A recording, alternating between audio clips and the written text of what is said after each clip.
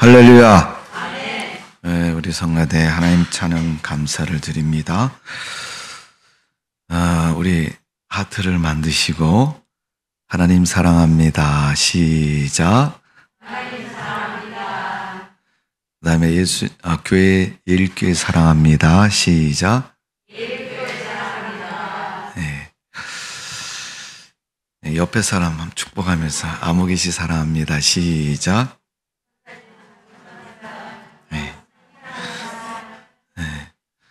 역시 중구난방이 됐습니다. 네, 그렇게 옆에 앉는데도 모르시겠어요, 아직도.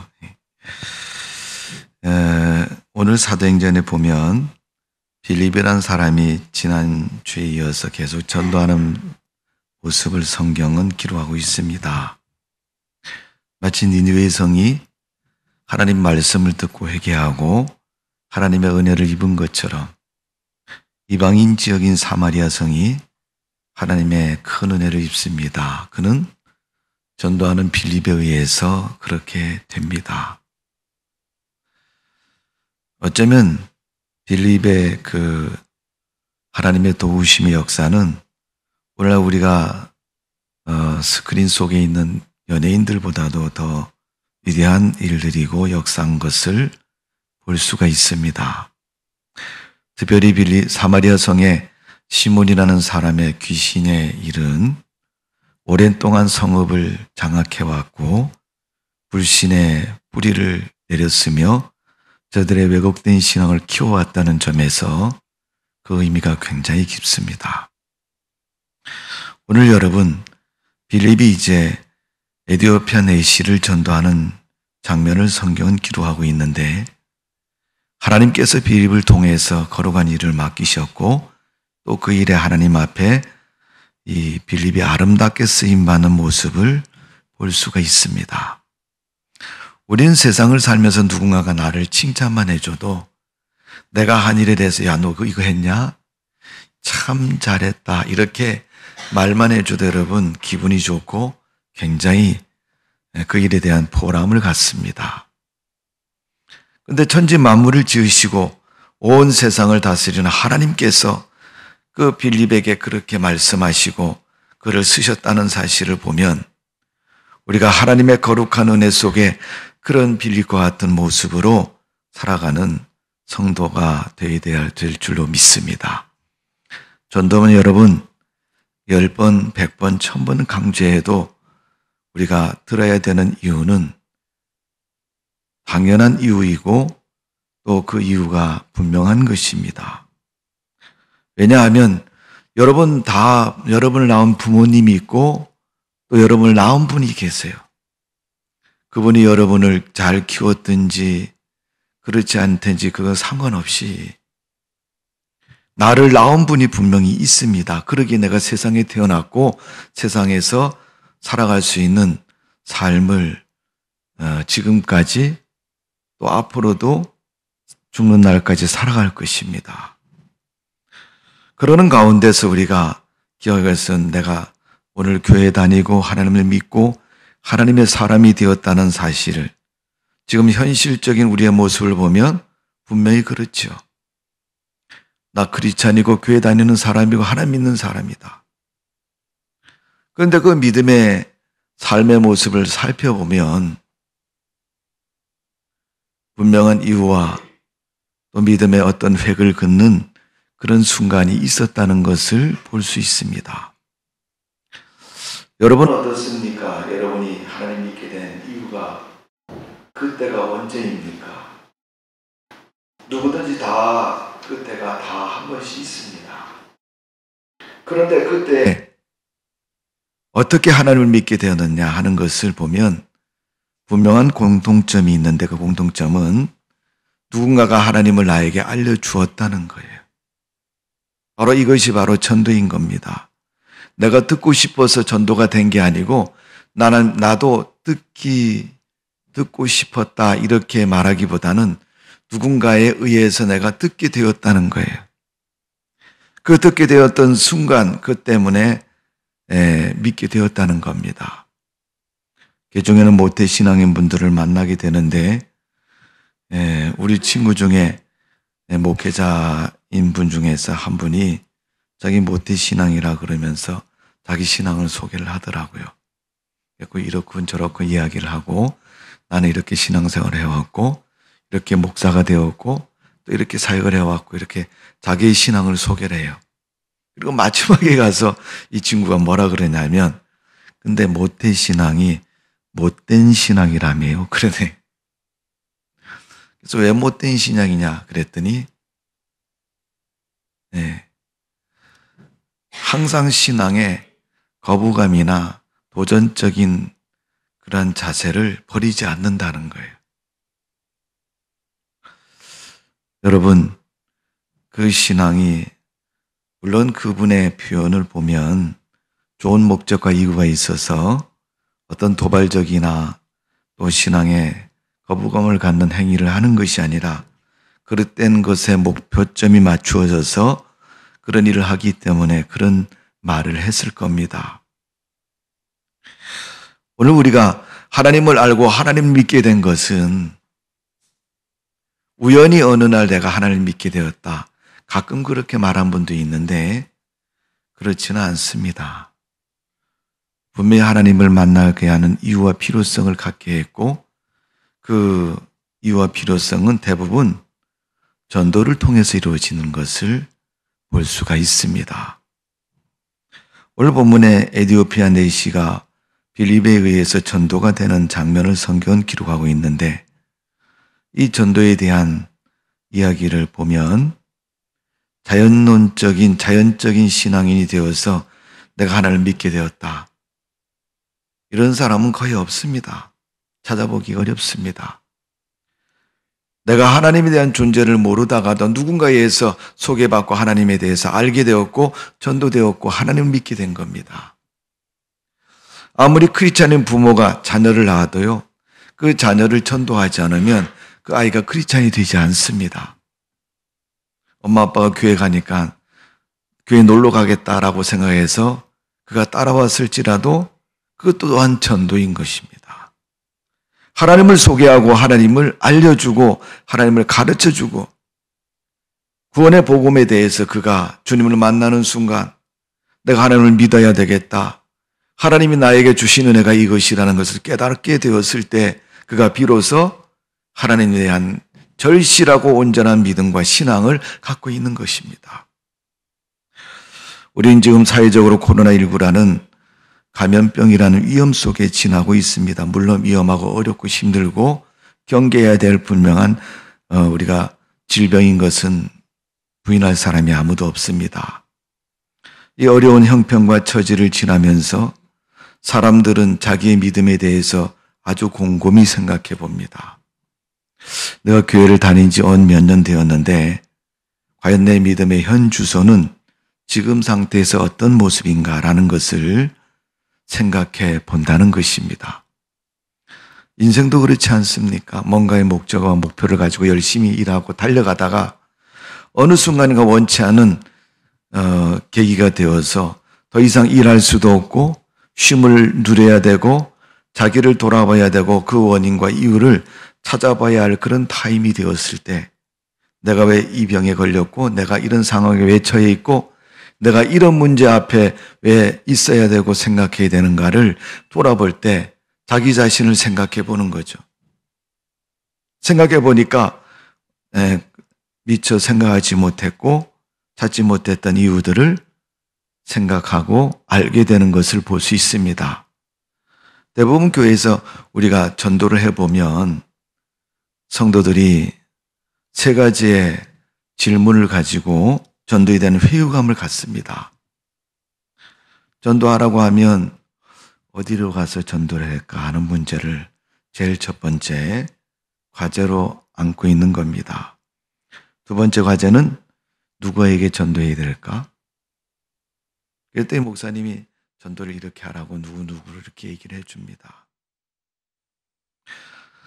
어떤 보험회사에서 설문조사를 했습니다.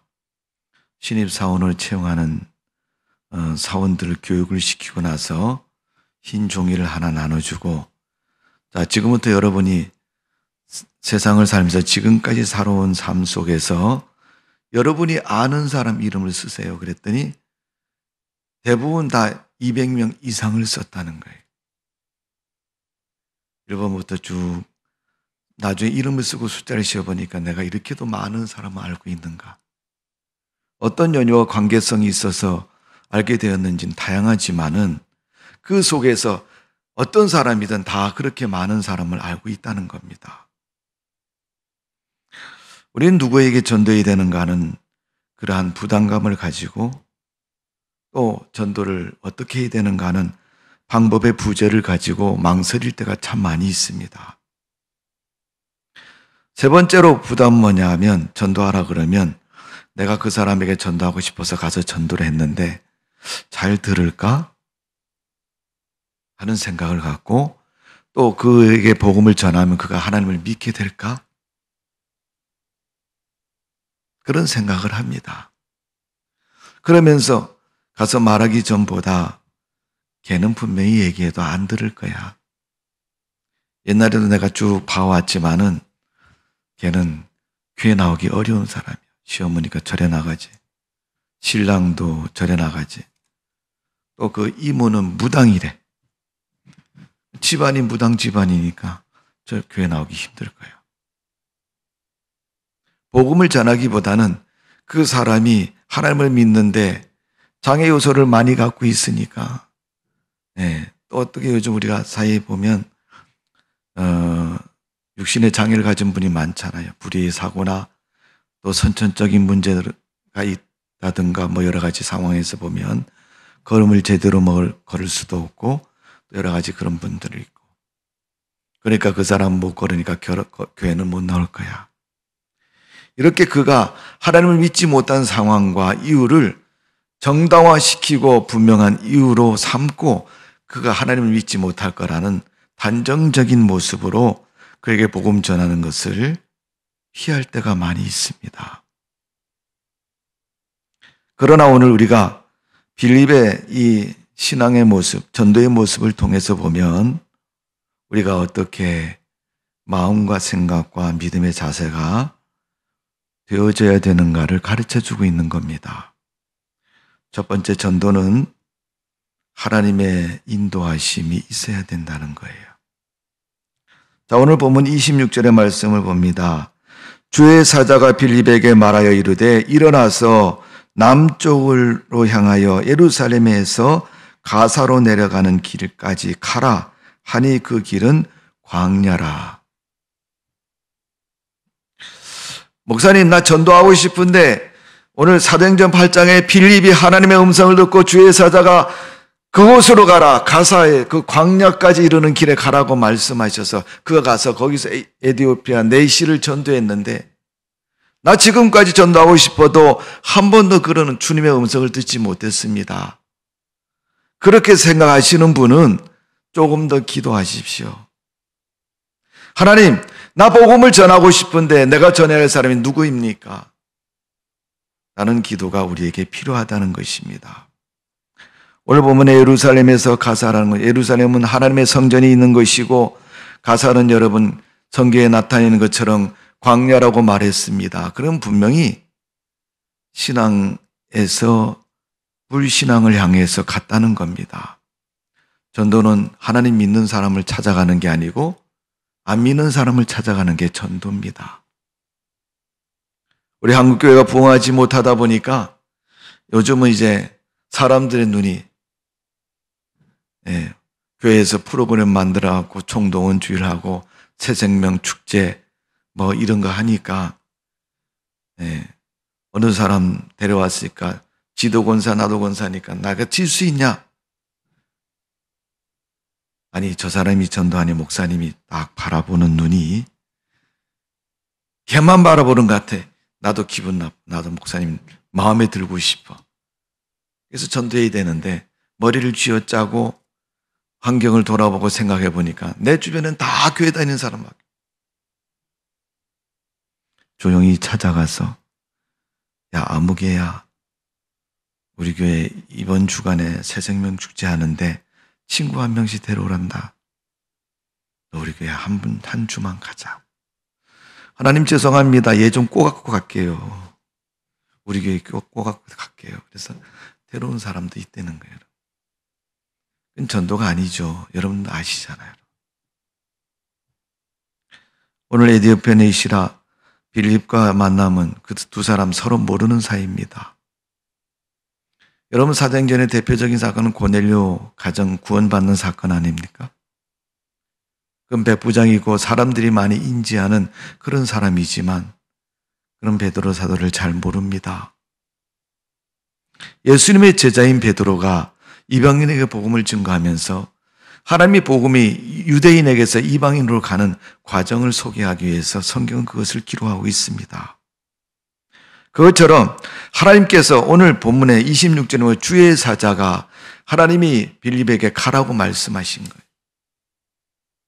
그러니까 여러분, 전도는 내가 하면 된다고 생각하지 마시고 하나님이 인도해 주셔야 된다고 우리가 생각해야 됩니다. 그래서 빌립이 가는 그 과정을 주의 사자가 말씀하셨다. 하나님의 음성을 통해서 그에게 분명히 말씀한 겁니다. 성도 여러분, 우리가 전도라고 막연한 생각이 들 때가 참 많이 있습니다. 그러기 때문에 어디로 가야 되고 누구에게 전도해야 되고 과연 전도하면 그 사람 믿을까 하는 그런 거부감의 질문 앞에서 우리가 무너져 내리고 용기를 손실하고 마는 것입니다. 그러기에 전도는 어려운 것이라고 포기하게 되는 것입니다. 여러분, 하나님이 전도인을 세우실 때는 하나님의 인도가 있다라고 말씀하고 있어요. 전도가 될 때. 그렇다면 전도에서 하나님의 인도하심이 어떤 사람이 있겠습니까? 사마리아 성에서 복음을 전한 빌립에게 하나님이 또 말씀하신 겁니다. 그는 이미도 사마리아 성에서 복음을 증거했고 시몬의 귀신 든 것을 해결했고 또 많은 사람들이 주님 앞에 돌아오는 놀라운 역사를 경험한 사람입니다. 옷을 입을 때 첫 번째 단추를 잘 끼워야 나머지 단추가 잘 조화되고 맞는 것처럼 그 첫 번째 단추는 무엇입니까? 바로 나의 신앙을 말하는 거예요. 내 신앙이 정도를 걷고 바로 서 있으면 하나님이 다른 사람에게도 복음을 증거할 수 있는 기회와 형편과 처지를 허락해 주신다는 겁니다. 여러분, 교회의 부흥은 전도가 잘 되면 교회의 부흥이 되는 겁니다. 특별히 여러분, 우리 교회처럼 단일 건물이 있는 교회도 아니고 또 성도들이 많아서 삶의 지경이 넓은 것도 아닙니다. 다양한 것도 아닙니다. 작은 교회가 적은 무리지만 그만큼 삶의 지경도 좁은 것이고 눈으로 보이는 면에서도 작은 모습이에요. 그만큼 여러분 우리가 삶의 지경이 좁은 그러한 형편을 가지고 있습니다. 그런 면에서 과연 복음이 전도될 수 있을까? 우리가 전하는 작은 입술이 저 사람들을 믿게 할 수 있을까라고 생각할 때가 참 많이 있습니다. 그러나 주님이 되게 하시면 되는 줄로 믿습니다. 전도는 하면 전도가 되고 전도하면 열매는 반드시 맺게 되어 있다는 것입니다. 문제는 전도를 하지 않기 때문에 그런 것입니다. 빌립이 주의 사자를 통해서 그가 에디오피아 네이시를 만나서 복음을 전할 수 있도록 기회를 하나님이 주의 사자를 통해서 만들어 주신 것. 이유가 뭐라 그랬어요? 빌립의 신앙 때문에 그렇다는 겁니다. 우리의 신앙이 정도를 걷고 바른 믿음으로 온전하게 살아가면, 믿음으로 살면 하나님이 우리에게 그런 길을 열어주시고 우리에게 그런 기회를 허락해 주신다는 사실을 우리는 기억해야 될 줄로 믿습니다. 교회 발걸음 한 번, 두 번 해서 여러분 믿음이 확실하게 되는 것이 아니죠. 그래서 여러분 전도는요, 양육이 같이 동반된 전도가 되어져야 됩니다.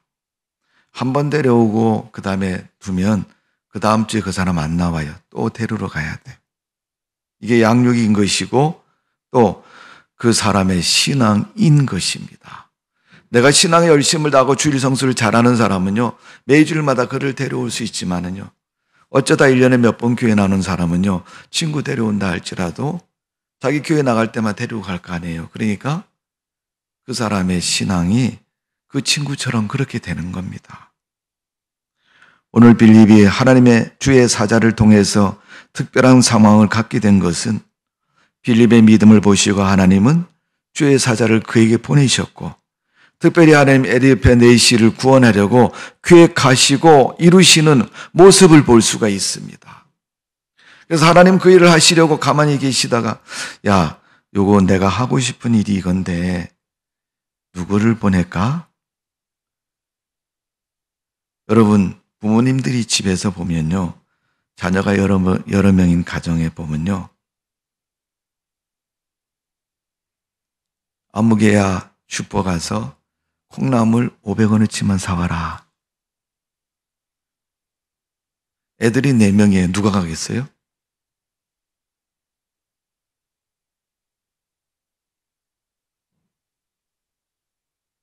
잘 되는 집안은 엄마 제가 사올게요.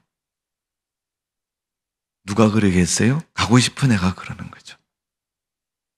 우리 셋째 착하다. 엄마 신부도 참 잘하고.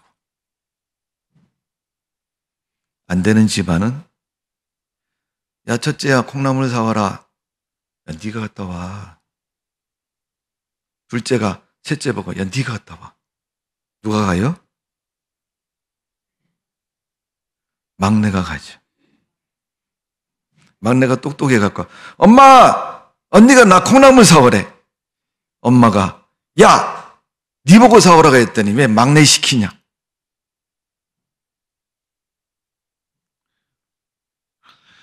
걔네들이 어른 돼 보면요 압니다.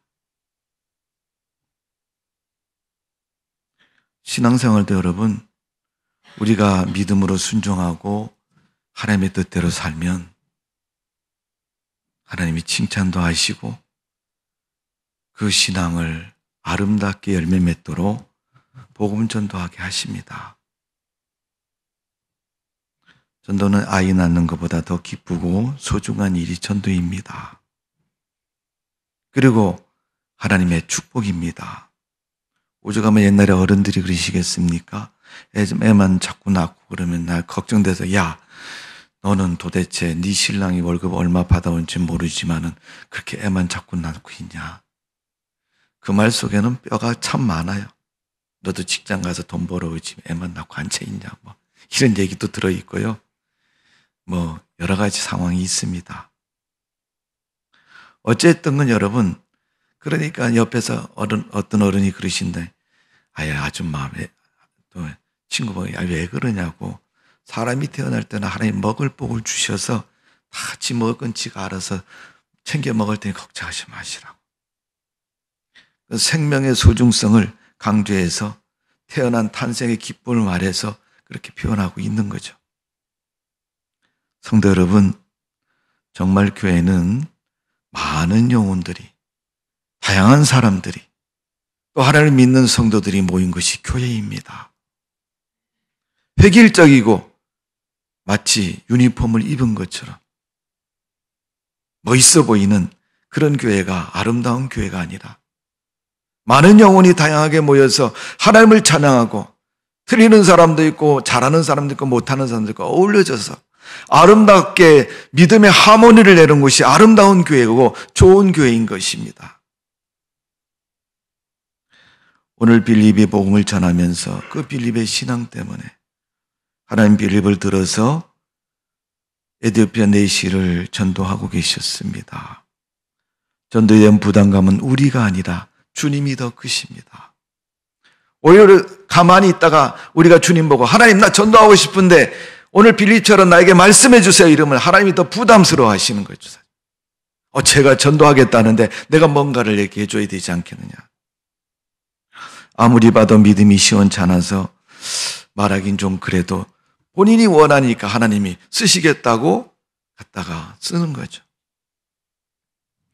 이사야서 6장에 보면은 이사야가 성전에서 하나님을 만났을 때 고백을 합니다. 하나님이 걱정하지. 야, 이거 좀 해야 되는데 누가 할까 그랬더니 이사야가 하나님 저를 보내소서. 나 입술이 부정한 사람이고.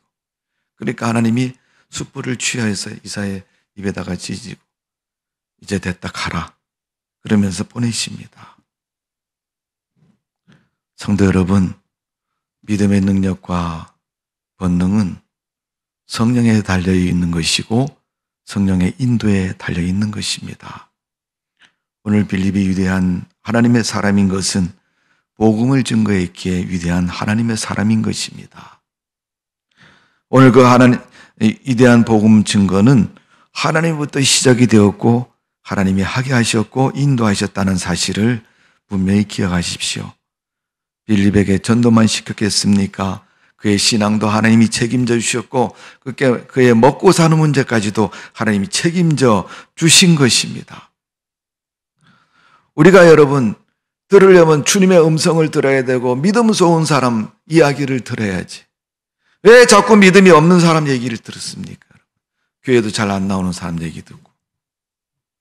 야, 오늘 나랑 요잉 자연농원 갔다 오면 다음 주에 내가 교회 나갈게. 그건 다음 주 가봐야 하는 겁니다, 여러분.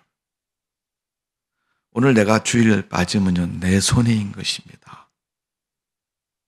만일 내가 여러분, 하나님 앞에서 지키지 못했던 것 때문에 하나님께서 난 너를 거절하겠어라고 말한다면 왜 거절하십니까? 내가 열심을 다했는데 그때 그 일 때문에 내가 너를 거절하겠다라고 말하면 거기에 대한 우리가 이유를 말할 수가 없을 것입니다. 오늘 하나님의 인도를 따라서 우리가 살아가는 성도이고 하나님은 그렇게 말씀하고 있습니다. 누가복음 11장에 보면 내가 또 너희에게 이르노니 구하라 그리하면 너희에게 주실 것이요 찾으라 그러면 찾을 것이요 문을 두드리라 그리하면 열릴 것이니 구하는 이마다 받을 것이요 찾는 이가 찾을 것이요 두드리는 이에게 열릴 것이니라. 우리가 하나님 앞에 하고자 하는 마음을 가지고 열망하고 구할 때 하나님이 그렇게 이루어 주신다는 겁니다. 사도행전 17장 26절 27절에 보면 이후에 모든 족속을 한 혈통으로 만드사 온 땅에 거하게 하시고 저희의 연대를 정하시며 거주의 경계를 하내셨으니 이는 사람으로 하나님을 혹 더듬어 찾아 발견케 하려 하심이로되 그는 우리 각 사람에게서 멀리 떠나 계시지 아니하도다 그랬어요. 하나님이 이 지구상에는 모든 인류를 한 가족처럼 한 족속처럼 세우시고 그 지경도 인도하시고 주관하시는 분이 하나님이시라고 말씀하고 있습니다. 신명기 4장 29절에 그러나 내가 거기서 내 하나님 여호와께 구하게 되리니 만일 마음을 다하고 성품을 다하여 그를 구하면 만나리라. 하나님이 만나주시는 사람은 믿음의 사람이고 그 믿음의 사람은 구하는 사람이고 구하는 사람을 보면 하나님이 당신의 거룩한 일을 위해서 쓰신다는 사실을 분명히 말씀하고 있습니다. 다윗이 시편에 말한 것처럼 여호와와 그 능력을 구할지어다 그 얼굴을 항상 구할지어다. 그 전쟁과 쫓기는 삶을 살았던 다윗이 하나님의 얼굴을 항상 구할 때 분명히 저는 그렇게 생각합니다. 다윗이 하나님을 찾을 때는요 편하고 다리 뻗고 잠잘 때가 아니라 어렵고 힘들고 붙잡힐 위험 속에 있을 때 분명히 하나님을 찾았다고 생각이 됩니다. 오늘 여러분 우리의 삶이 우리의 신앙이 하나님의 인도를 받는 믿음의 성도가 되어지기를 주님의 이름으로 축원합니다. 오늘 우리의 삶이 그런 삶이 되기를 원하고 있습니다. 내가 믿음으로 살면 하나님이 우리를 항상 만나주시고 인도하시고 좋은 길로 우리를 이끌어 주신다는 사실을 분명히 우리는 알아야 할 것입니다. 나는 가야 할 이유가 없지만 주님은 가야 된다고 말씀합니다. 왜? 하나님이 하실 일을 위해서 가라고 말씀하는 겁니다. 여러분 빌립이 그 가사 지역으로 갈 이유가 뭡니까? 그래서 성경은 더불어 그 지역을 광야라고 표현하고 있습니다. 여러분 이스라엘 땅의 광야는 아무것도 없는 곳입니다. 돌만 있는 곳입니다. 풀도 없고 사람도 없는 곳입니다. 그러나 지형상으로 보면 필요에 따라서 남쪽에서 북쪽으로, 북쪽에서 동쪽에서 서쪽으로 가려면 광야 지역을 지날 수밖에 없습니다. 그건 필요에 따라서 지나는 거죠. 아무런 연고도 필요도 없는데 거기를 가야 되는 이유는 오늘 성경에 말씀하고 있습니다. 주님이 뭔가를 하시려고 할 때 그를 보내셨다는 겁니다. 때로는 우리가 성령의 감동을 받으면 그런 마음이 들 때가 있습니다. 야, 이 일을 내가 꼭 해야 되느냐 말아야 되느냐.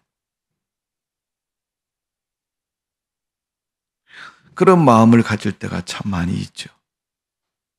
근데 여러분, 그런 마음은요,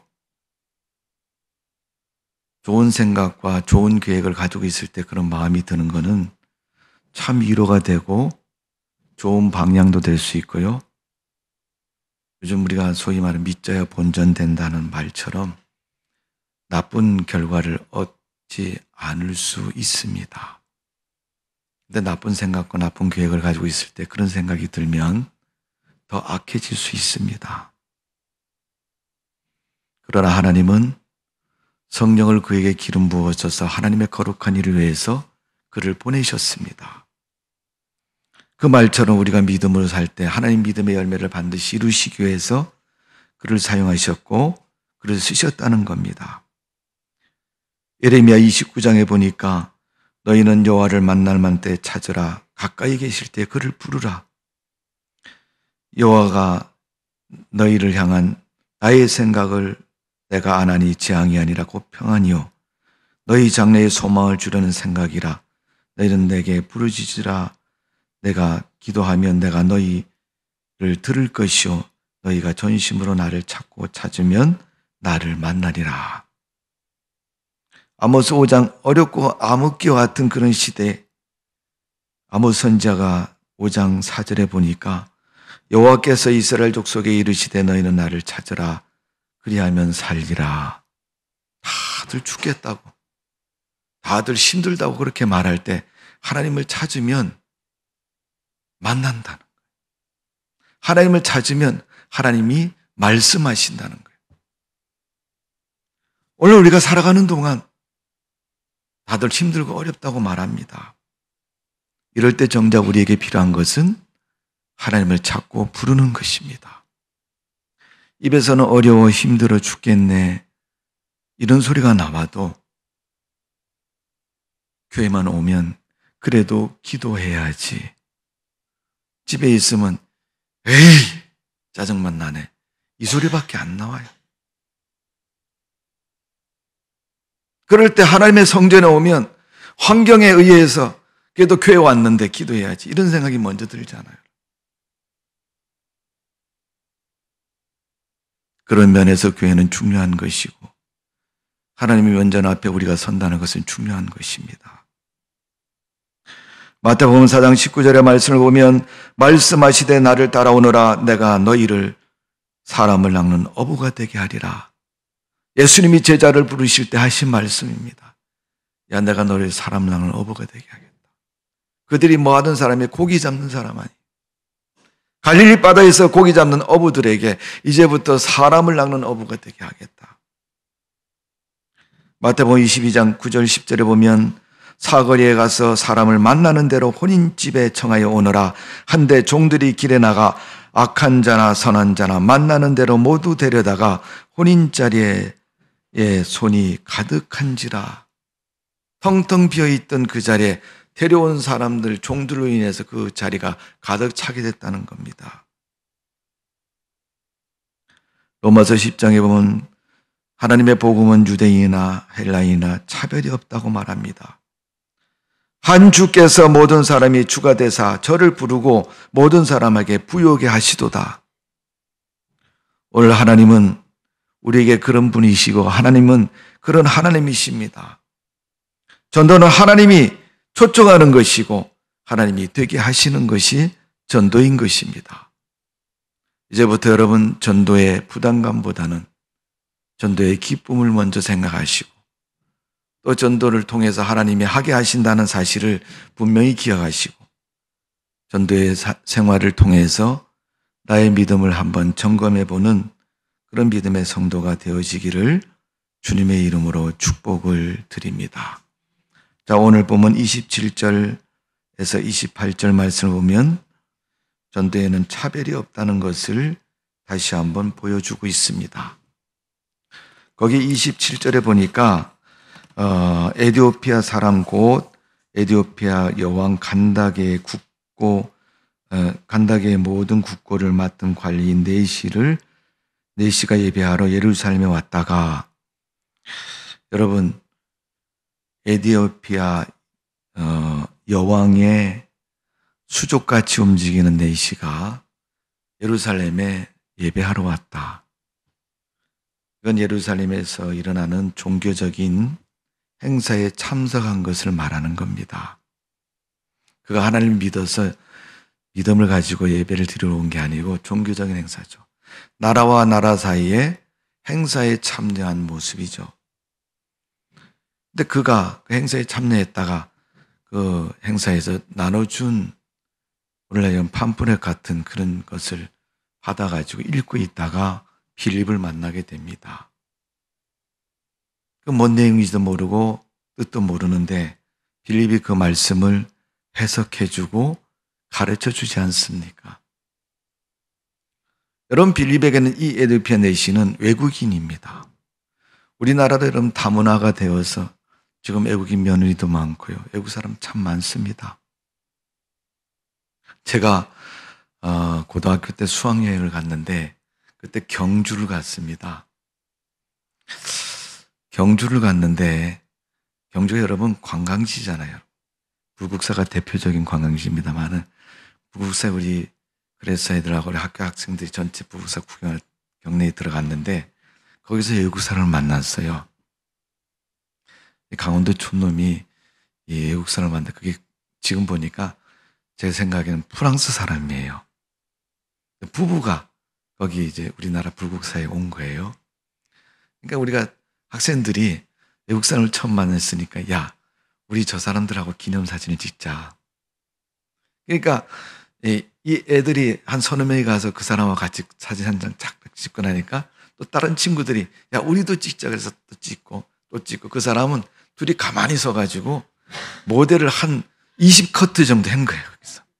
그러니까 자기들은 마치 연예인들이 인기 있는 것처럼 자기들 좋아서 저렇게 하는 줄 알고 웃으면서 계속 사진을 찍더라고요.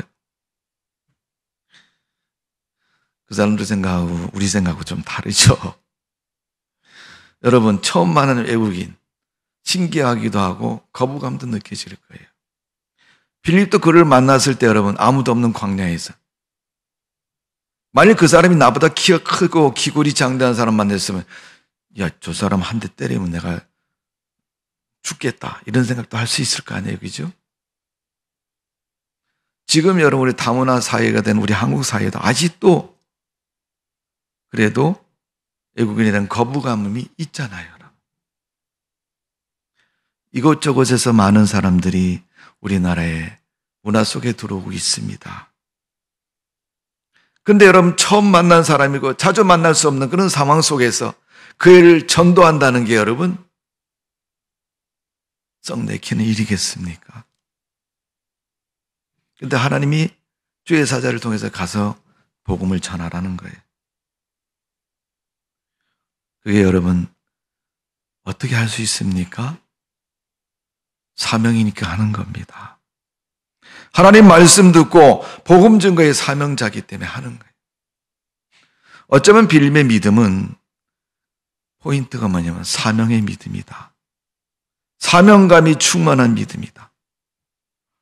하나님께서 믿음이 성장하고 하나님 백성으로 살아가는 신앙의 성숙의 마지막 경지와 같은 위치를 말한다면 사명자의 믿음이라는 거죠. 선교사로도 갈 수 있고 전도자로도 갈 수 있고 예배 인도자로 갈 수도 있고 아니면 가진 물질과 재능을 가지고 교회 건축을 위해서 갈 수도 있는 거고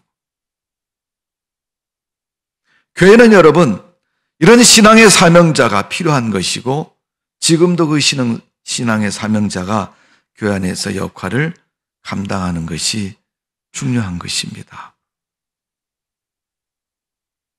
대부분 많은 교회들은 사명자의 믿음이 아니라 친분자의 믿음을 가지고 있습니다. 어떤 교회에서 어느 날 집사님이 교회 잘 안 나오시는 분 집사님인데 교회를 나왔어요. 목사님이 오래간만에 나오니까 참 반가워서 집사님 오래간만입니다. 이렇게 교회를 뜸하시고 오늘 나오셨네요. 그랬더니 그 집사님이 하는 말이 에이 목사님, 오늘 아무개 집사가 여전대 회장인데 몇 여전대에서 바자해야 한다고 그래서 내가 도와주러 나왔어요. 무슨 여러분 교회가 친목단체입니까? 그 사람 보고 교회를 나오게. 사명자가 아니기 때문에. 여러분 신앙의 사명자로, 믿음의 사명자로 살아야 될 우리가 내가 누구를 알고 누구 때문에 교회에 나가고 그건 여러분 신앙생활이 아닌 겁니다. 정말 좋은 신앙은 하나님 바라보고 하나님께서 오늘 주의 사자를 통해 말씀한 것처럼 하나님의 뜻을 위해서 일하고 믿음을 지키는 사람이 온전한 믿음의 모습인 것이고 하나님의 사람의 모습이 되어야 될 줄로 믿습니다. 그러니까 예수님이 고기 잡는 어부들에게 말씀하죠. 나를 따라오너라 내가 너희로 사람을 낚는 어부가 되게 하리. 요한복음 7장 37절에 보면 명절 끝날 그 큰 날에 예수께 서서 외쳐가라사대 누구든지 목마르거든 내게로 와서 마시라.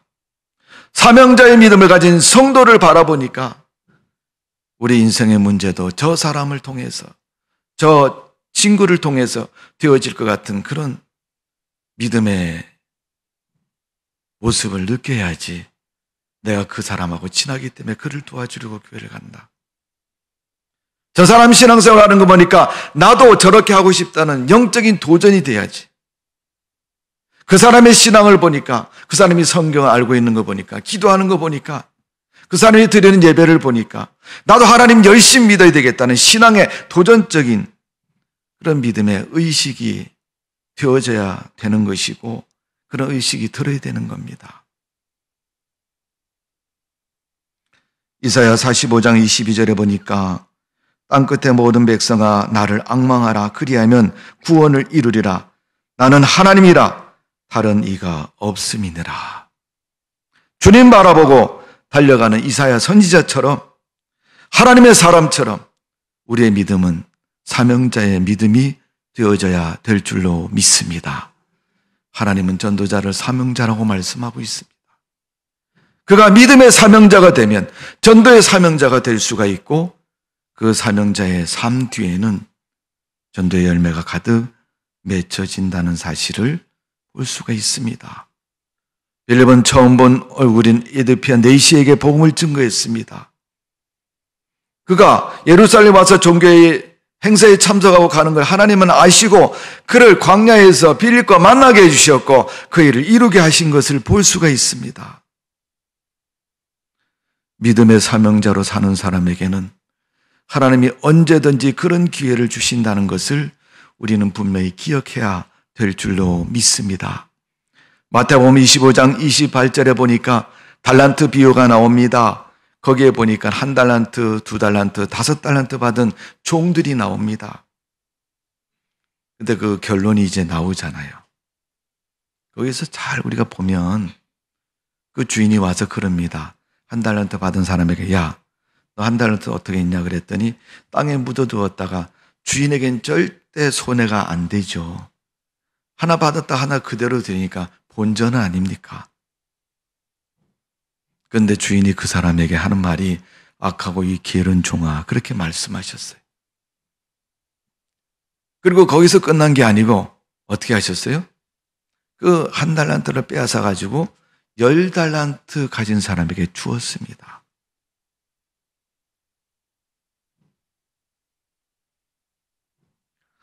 여러분 10달란트 가진 사람은 5달란트 원래 받았다가 장사를 하고 남겨갖고 10달란트가 된 거예요. 사실은 자기가 가진 게 10개고 새로 받은 건 하나입니다. 비중적인 면에서 보면 10분의 1이니까 그렇게 큰 비중을 차지하지는 않아요. 그러나 어쨌든 자기 10개에다 플러스 1을 더하니까 11개가 된 겁니다.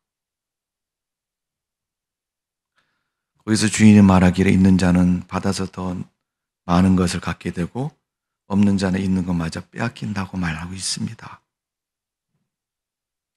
여러분, 그 의미가 뭐겠어요? 그 사람이 여러분 5개 받았기 때문에 여러분 10달란트가 된 겁니까? 가만히 있었는데 10달란트가 된 거예요? 열심히 장사하고 일했기 때문에 10달란트가 된 겁니다. 우리 인간의 삶의 원리를 가르쳐주고 있는 것이고, 하나님은 열심히 일하는 자에게 더 큰 것으로 남기는 하나님의 축복을 가르쳐주고 있는 겁니다.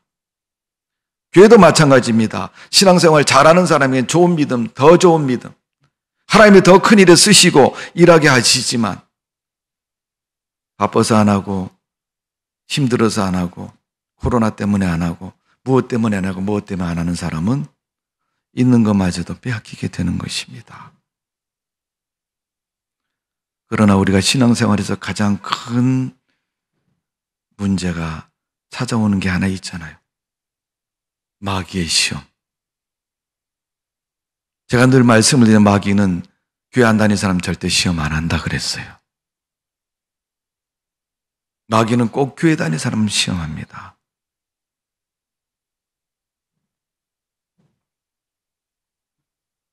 시험을 하되 마귀는 그 시험거리가 아주 우스운 것으로 하지 않고 아주 너무 큰 것으로도 하지 않아요.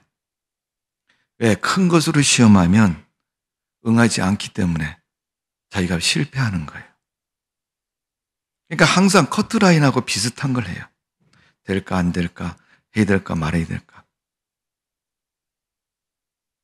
우리가 그 커트라인에서 믿음으로 살면 믿음이 되지만 그렇지 않으면 시험에 넘어지는 겁니다. 오늘 우리가 열심히 헌신적인 신앙을 가지고 살아가는 성도가 되시기 바랍니다. 그럼 제가 잠언서에는 여러 구절을 실어드렸는데 잠언서의 말씀을 보면요, 절대 신앙생활에 게을리지 말라고 말하고 있고요, 또 일반적인 세상 삶도 게을리지 말라고 말씀하고 있습니다. 우리가 할 수 있는 열심과 최선을 다하는 헌신적인 믿음, 삶의 모습이 하나님의 축복을 가져오는 방법이고 길이고 계기가 되는 것을 분명히 말씀하고 있습니다. 오늘 보면 27절에서 마지막 36절까지 보면 에디오피아 내시가 종교적인 행사로 예루살렘 왔다가 이사야의 글을 읽다가 빌립을 만나게 되었고 하나님을 알게 되었습니다. 진리의 말씀을 깨닫게 되었다는 겁니다. 이는 하나님이 그 문맹한 무신앙인 그를 하나님의 은혜에 초청하도록 깨닫게 해주신 거예요. 그러니까 여러분, 전도는 전하는 사람이 없으면 어찌 듣는 사람이 있겠느냐. 사도 바울이 그렇게 말한 것처럼 오늘 우리는 그 전도에 대한 부담감을 가지고 있습니다. 왜? 전도하면 돼야 된다는 당위성을 가지고 있기 때문에 그렇습니다. 그러나 그 당위성을 여러분 조금 불어넣으시고 내가 전하지 않는데 당위성도 필요 없는 것입니다. 내가 전해놓고 당위성을 생각해 보는 것이지 당위성을 먼저 생각하고 전하지도 않는다면 그건 말이 안 되는 것입니다. 하나님이 전도의 타이밍을 빌립을 통해서 정확히 하시고 열매 맺게 한 것처럼 오늘 우리가 세상을 향해서 하나님의 사명자로서 믿음의 사명자의 사명을 잘 감당하고 그 일에 열심을 다하는 성도가 되어지기를 주님의 이름으로 축원합니다. 그래서 전도의 열매로 추수때가 되어 하나님 앞에 인정받는 일꾼이 되고 하나님 앞에 쓰임받는 그런 믿음의 일꾼으로 축복된 성도로 사시기를 주님의 이름으로 축원합니다. 기도하겠습니다. 아버지 하나님, 하나님의 사람 빌립이 하나님께서 쓰시셔서 복음을 증가하셨습니다. 그런데 오늘 본문에 보니까 빌립이 아는 사람도 아니고 모르는 사람이었습니다. 우리는 아는 사람도 많이 있는데 전도하라 그러면 전도하기 싫은 마음부터 먼저 생길 때가 많이 있습니다. 그런 마음 들지 않도록 우리의 신앙의 열심과 도전과 비전을 허락하여 주시옵소서. 그러므로 말미암아 복음을 잘 증거하고 믿음의 승리자로 살아갈 수 있도록 축복하여 주시는 줄로 믿습니다. 오늘도 아버지 앞에 말씀을 듣고 빌립처럼 신앙의 도전적인 자세와 모습으로 승리케 하여 주옵소서. 예수님의 이름으로 기도하옵나이다. 아멘.